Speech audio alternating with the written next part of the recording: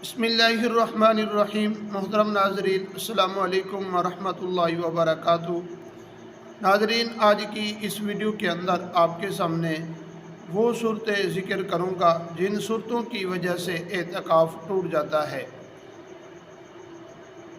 Video को शुरू करने से पहले अगर आप हमारे यूट्यूब चैनल पर पहली मर्तबा आए हुए हैं तो आप हमारे चैनल को सब्सक्राइब करें और साथ ही लगे बेल आइकन को ज़रूर प्रेस कर दें।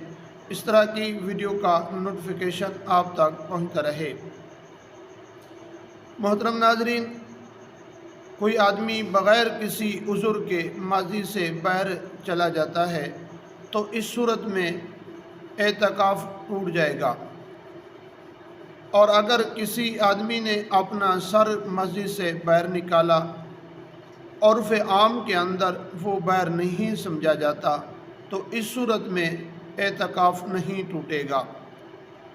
और अगर बग़ैर शरई उज़्र के मस्जिद से बाहर चला जाता है तो इस सूरत में भी एतकाफ़ टूट जाता है।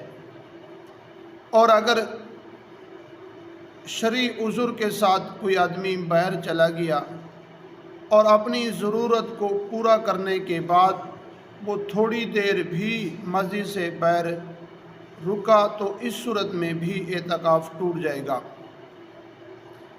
मोहतरम नाज़रीन, अगर किसी आदमी ने मस्जिद में एतकाफ़ बैठे था और उसने अपनी बीवी के साथ जिमा कर लिया, चाहे भूल कर किया हो या जानबूझ कर किया हो, रात के वक़्त किया हो या दिन के वक़्त किया हो, मस्जिद से बाहर किया हो या अंदर मस्जिद के अंदर किया हो, हर सूरत के अंदर एतकाफ़ टूट जाएगा, चाहे इस सूरत के अंदर इंज़ाल हो या ना हो।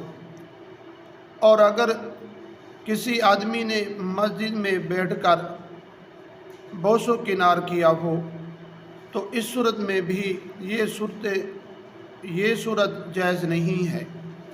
और अगर बोसो किनार कर लिया, इससे इंज़ाल नहीं हुआ तो इस सूरत में एतकाफ़ नहीं टूटेगा। और अगर इंज़ाल हो जाए तो इस सूरत में एतकाफ़ टूट जाएगा।